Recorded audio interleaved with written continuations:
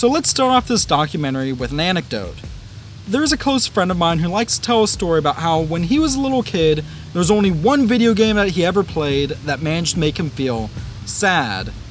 See, yes, there were a lot of games that made him happy. After all, this was the Nintendo 64 and PlayStation 1 era of gaming. He was playing the likes of Super Mario 64 and Crash Bandicoot. But there was also another game. A game known as Superman: The New Adventures for the Nintendo 64, though most likely know it by the name of Superman 64. When I asked how the game made him feel, he said it felt horribly soulless and unfinished, and that it honestly made him feel kind of numb inside. Which is to say, I think this game was so terrible that it gave my friend depression. But that's besides the point, because no video game, I feel, is ever made with the intention of being terrible. See, Titus Games, the company responsible for developing Superman 64, envisioned something great, but that was a vision that they just weren't able to realize. So today, we're going through the story of a little company that sought to do something new and original and just failed to do so. We're going over the story of a video game that is often regarded as the worst video game ever made. But this story is so much more than that, because this is the tale of when big new ideas clash with corporate meddling. This is the art of failure.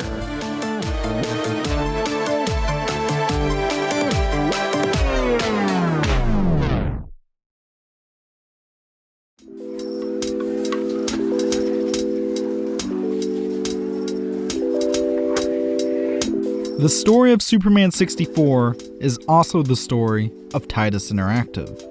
To truly understand this then, we must first go look at Titus's story up to around 1995, when they would get the license to make Superman games from Warner Brothers and DC Comics. Titus Interactive was founded as Titus France S.A. in 1985 by two brothers, Eric and Caen. However, their interest in games had begun to grow some years earlier, around 1980, when their father had brought home a Commodore PET 3032 computer, an incredibly basic home computer that was typically found in areas of business and education, not homes. The then 14-year-old Eric Caen became quite enamored with the PET. After going through and playing the limited selection of games for the platform available at the time, he decided to learn how to make games of his own. This was an incredibly common occurrence in Europe during the 1980s, with cheap computers such as the ZX Spectrum and Commodore 64 leading to a generation of bedroom coders. Fast forward a few years to 1985, and the Caen brothers, fresh out of high school and foregoing a university education, decided to go into business together, creating and selling games for home computers. According to Eric Caen, it was natural to go into business together, especially as apparently his brother Herb had a knack for sales. Early on, Titus would mostly just be responsible for home computer conversions of games from companies such as Activision and Infogrames. But as time went on, Titus began to make their own original titles, and these would soon make up the bulk of the games that they developed and published. Titles from Titus's early years would include Crazy Cars, Fire and Forget, Galactic Conqueror, and Titan. Titus and, along with it, the Caen brothers were starting to make a name for themselves in the European game development scene. In 1990, they would develop their first licensed titles, computer games based off of the Dick Tracy comics, which would be published by Disney's computer software division. The success of the Dick Tracy games would lead to those at Titus to pursue the rights to more licensed properties, leading them to develop and publish titles such as the Blues Brothers game and Lamborghini American Challenge. Speaking of America, Titus would expand and form an American and Japanese presence in the early 90s, leading to them publishing games such as ASCII Corporation's Artie Lightfoot in North America. Other notable titles from Titus during this time would include Super Cauldron, Prince of Persia 2 on SNES, and their own rival to Sonic the Hedgehog in the form of Titus the Fox, a game that both gave the company an anthropomorphic animal mascot of their own and was also generally well received. Dan Slingsby of CU Amiga magazine would say of the game, Titus the Fox is easily their best platform game yet. It's a joy to play and offers more of a challenge than the usual jump and run games, due to its cunning puzzles and the sheer variety of enemy sprites on the prowl. Of course, though this title would gain an international cult following, many did not realize that it was actually just a rebranded re-release of a title from 1991 called Mokhtar, featuring French comedian Lagaffe. Still, it was enough of a success to give further credibility to Titus as a company. By 1995, though they weren't as big as the likes of Electronic Arts or Activision, Titus was doing pretty well for themselves. They were releasing a steady stream of profitable titles, both for computers and home consoles such as the SNES. They had an animal mascot of their own, something considered quite important for companies during the 90s after the success of Sonic the Hedgehog. Perhaps most importantly though, Eric Caen was about to acquire Titus's biggest license yet. That year, Titus Interactive's Los Angeles office got word that Warner Bros. Was working on a new Superman animated series, set to air in 1996. Eric Caen saw this as an opportunity to make games based off of the iconic American superhero. Of course, with how big Warner Bros. Was, many doubted that he would actually be able to secure the license. If there were to be new games, WB would most likely go with a larger publisher, such as EA. Even Eric Caen was doubtful that Titus would be able to get the license, but also as he saw it, the worst that WB could say was no. When Caen approached Warner Bros., he was met with some skeptical interest from the media giant. According to a later interview with him, "They asked me 3 times if I was sure of what I was doing. No one else was interested enough in Superman to do a video game about him." With enough assurance though, WB did grant Titus the Superman license. With the go-ahead given, they were now able to begin work on Superman games for the original Game Boy, PlayStation 1, and of course, the upcoming Nintendo 64.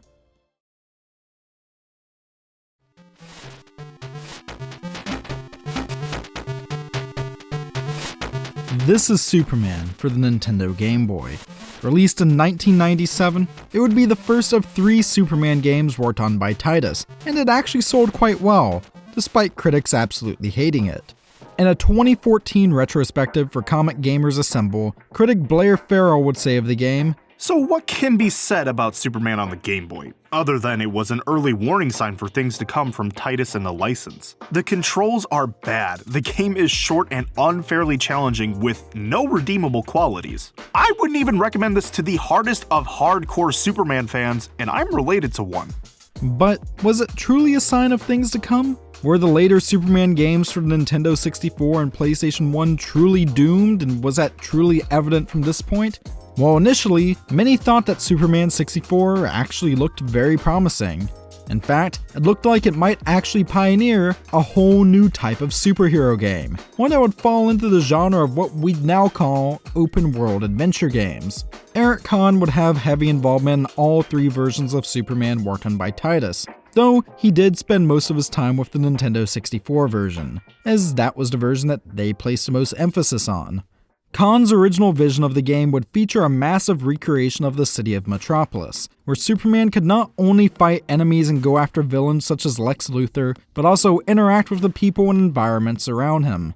He would be able to fly around the entire city at any time, and be able to interact with different parts of the world around him using a variety of superpowers, all of which would be available from the start of the game.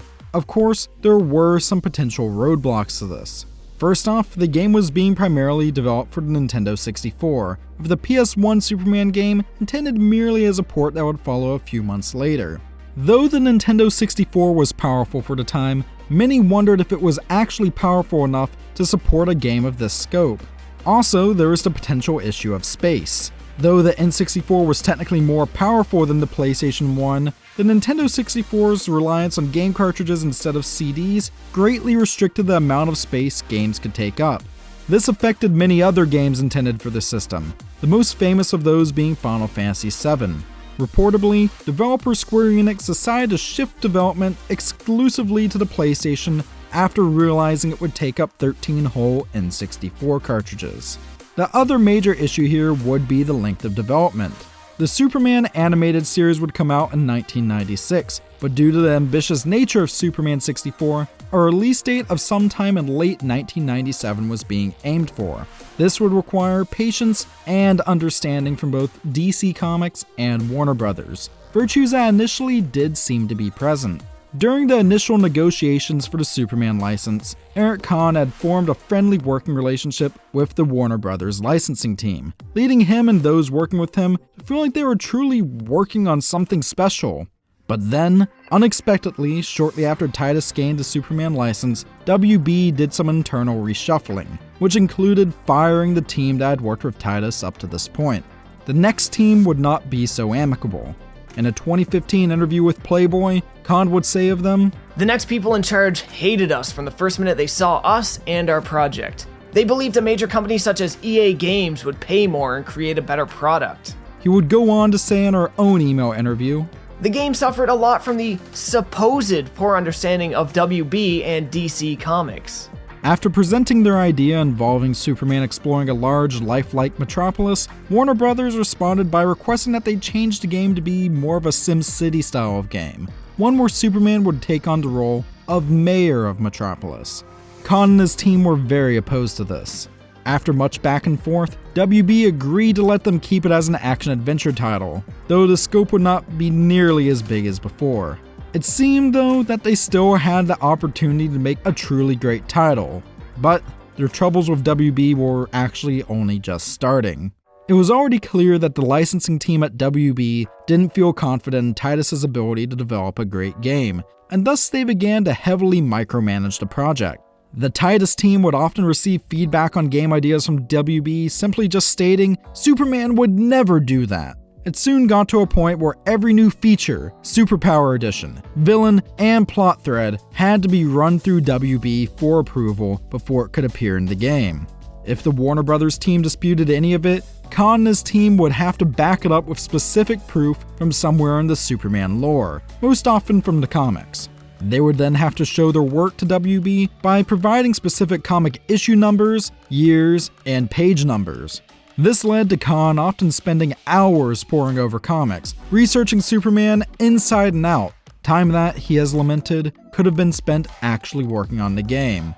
According to Caen himself, "We had to prove that Superman can break a door with a foot kick, that he could fly underwater, and at the end, we almost knew more about the history of Superman than the folks involved at WB to validate our progresses." WB continued to take up issues with the game, often over seemingly trivial aspects. For example, despite Superman in both the cartoon and comics beating up criminals in a world very similar to our own, WB had an issue with Titus creating a game in which Superman could beat up quote-unquote real people. Thus, as a workaround, the final plot of Superman 64 thus involved Lex Luthor creating a virtual world in which Metropolis citizens, such as Lois Lane and Jimmy Olsen, were trapped inside. This both allowed Titus to get around the real people issue, while also giving WB an excuse to make them lock which power Superman could use behind power-ups. WB would apparently force a few other changes. Superman 64, upon release, would gain infamy for its strict early stages, in which Superman had to fly through rings. These rings originally were intended to be nothing more than simple tutorials to help teach players how to control Superman in the air, but this changed as development went on. Stages were also shortened over time, with the biggest change to them coming in the removable, destructible stage portions, as WB didn't want a game in which Superman could, and I quote, act as a bad person. The Titus team would continue to make changes to try to appease Warner Brothers, but the process would mean the continued lack of time to spend on areas of the game such as optimization and bug testing. Another infamous part of the final release would be its small draw distance, with parts of levels appearing to be covered in fog until approached by the player. In-game, this would be passed off as merely part of Lex Luthor's simulation, while in reality, it would be a side effect of the game being poorly optimized to run on the Nintendo 64. Superman 64 was going through a bit of development hell, and for a while, those at Titus wondered if it would ever get released. But then, seemingly miraculously, in 1997, a demo version of Superman 64 was completed and greenlit by WB, being shown off at the E3 Expo in Los Angeles that year along with the Game Boy game, which had been developed on the side. Superman 64 appeared somewhat rough, but the overall reception from those who played it at E3 was positive. Many people were really excited to play the final version, and word began to spread and pre-orders started to come in, especially after a limited edition comic book was announced to come with pre-ordered copies of the game. According to Joseph Szadkowsky in the August 1997 issue of Animation World magazine, players become the Man of Steel in order to stop Lex Luthor from using the Lexoskelly 5000 to take over the world. Featuring stunning 3D environments, various fight levels, and rescue operations, this is a game to look forward to later this year. There are a few areas of the game's development where the details are murky. For example, controls are noticeably clunky in the final version, particularly during the flying stages, and it kind of makes me feel like the game had to have had its development restarted sometime late on. But according to Caen, this was not the case. Apparently development didn't have to be restarted at all at any time past the early stages. Oddly enough, though the controls are something many bring up when discussing Superman 64 today, most who played the 1997 E3 demo seem to be quite happy with what they experienced. In addition, due to the high amount of bugs in the game, and just the overall process of dealing with Warner Brothers himself, the game was delayed. It was first pushed back to 1998, before finally being pushed back again to May of 1999. By 1999, the end of Titus's license with Warner Brothers was fast approaching. Though Caen had many worries about the game's look, feel, and overall playability, he also felt that they had to get the game out sometime soon. Besides, by this point, they had already missed the game's original marketing deadline by nearly 6 months. Despite the issues with development, Caen and those at Titus still tried to hype up the game as best they could. At some points, though, this hyping up perhaps crossed into the realms of hyperbole or even truth-bending, as seen by interviews where the game's complex interaction systems, in which Superman could apparently set up chain reactions by throwing cars at one another, was discussed at length. Eric Caen knew that Superman 64 was no longer going to be a great game. It was radically different than the game he had envisioned, but he also knew that the game was going to have to be released at some point. It was either now or never, especially with the impending loss of license. So finally, on the 31st of May 1999, Superman: The New Adventures was released for the Nintendo 64 in North America. A European release would also come the following month. Whether the game would be a success or ruin Titus's reputation, that was still to be seen. Lois Lane and Jimmy Olsen have been kidnapped. Who will save the day? You are Superman. All the powers are yours. Flight, heat vision, super speed, super strength, freezing breath, and X-ray vision. This was the first commercial for Superman 64. The hype was astounding for this game. People had lined up for pre-orders, especially after the game was shown off at E3 1997, but after release in 1999, some began to line up again, this time to return their copies. It's no secret that Superman 64 was critically panned. According to Matt Casamassina of IGN, having grown up with the Man of Steel, Superman for Nintendo 64 is a huge, whopping disappointment for me. In fact, the game is so all-around poorly executed that it's downright offending to people like myself who have enjoyed the comic books, movies, television shows, and more based upon the American icon. Not only is this subpar effort one of Nintendo 64's worst games, it serves as even more proof that it takes more than a solid license to make a solid game. With Joe Fielder of GameSpot bluntly stating, "It serves no purpose other than to firmly establish the bottom of the barrel." Despite the poor reception to the N64 version of Superman though, those at Titus still had some hope for the PS1 version. Superman for PlayStation 1 was intended as an updated port of the N64 game.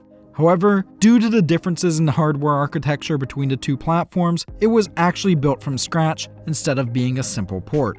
For this undertaking, Titus outsourced development to Blue Sky Software, a studio that they would actually go on to acquire in 1998. This version would feature a noticeably better draw distance, tweaked controls that were compatible with the PS1's DualShock controller, and a CD-quality soundtrack that took advantage of the PS1's software medium of choice. By mid-1999, pre-orders were already open for this version of the game, with it expected to launch later that year. However, continued delays caused Superman for PS1 to be pushed back until 2000. In that time, Titus's license agreement with Warner Brothers ran out, putting the game in limbo. Though there had been issues with Titus and Warner Brothers working together, Eric Caen still had some desire to renew the license. Though Superman 64 had been poorly received, the PS1 version was also roughly 90% complete at this point, and he didn't want Blue Sky's work to go to waste. Ultimately though, an agreement could not be reached, and Warner Brothers officially announced that the title was cancelled. Due to being so close to completion, WB expected that Titus would try to sue them. Apparently, they went so far as to even have an out-of-court settlement ready in case Titus decided to pursue this course of action. But the suit never came. Whether it be due to Eric Caen believing that had it come to market, the PS1 version of Superman would have been panned like the N64 version, or whether it be due to Titus facing financial difficulties during this time, I'm unsure. It seemed like Superman 64 was destined to slip into obscurity, but this was not the case. Superman 64 would be lauded as one of the most legendarily terrible video games of all time, with its numerous glitches, clunky controls, and overall poor playability, making it a common number 1 on worst video games of all time lists, even to this day. Most prominently, the game saw a surge in popularity in 2008 when it was covered online by the angry video game nerd. Many afterwards have claimed it to be a so bad it's good game, saying it's the video game equivalent to movies such as Birdemic or The Room. Surprisingly, the Superman 64 story would not truly come to an end until some years later. Up until a few years ago, very few beta versions of the PlayStation 1 version of the game had been discovered, some in the hands of private collectors and another at the PlayStation Museum. In 2014, AssemblerGames.com forum user R. Mandel reportedly got a copy of the beta. Though he provided some info on its contents, he refused to release the game publicly or dump the contents of the game disc unless he was given an indeterminate large sum of money. Many on the forum saw this as rather problematic and stated so to him, frustrating R. Mandel. In the end, he reportedly smashed the disc, making many believe that it was lost forever. But then, in 2018, a new beta version of the game was discovered, with the news being released by Twitter user @GameRave. It has since been released publicly, now available for anyone who wants to download and play the PS1 version of the game for free. But whether it's truly better than the N64 version, that's for you to decide. As for Titus Games, Superman 64 seemed to signal their downfall. In 2001, they would acquire Interplay Games, only to be swallowed up into Interplay upon filing for bankruptcy in 2005. Though the Caen brothers had created their studio with the intention of being the next big game developer, and Superman 64 had begun development with the intention of it being the start of something truly new and great, Titus Games was not meant to last.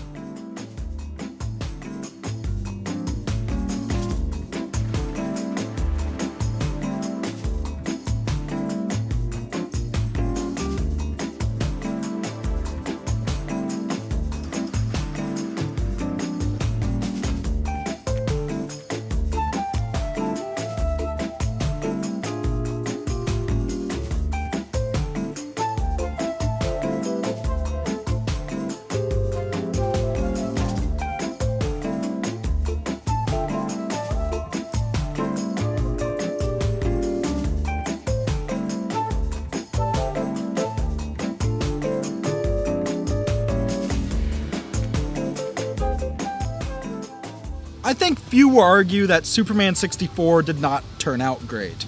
However, if Titus Games were able to pursue their original plan without any corporate meddling, would they have actually been able to create something incredible? Or would they have run into constraints by the Nintendo 64 hardware? Would Superman 64 have still turned out as it did and gone down in infamy? Or would it be regarded as an all-time classic? Well, that's for you to decide. This is the art of failure.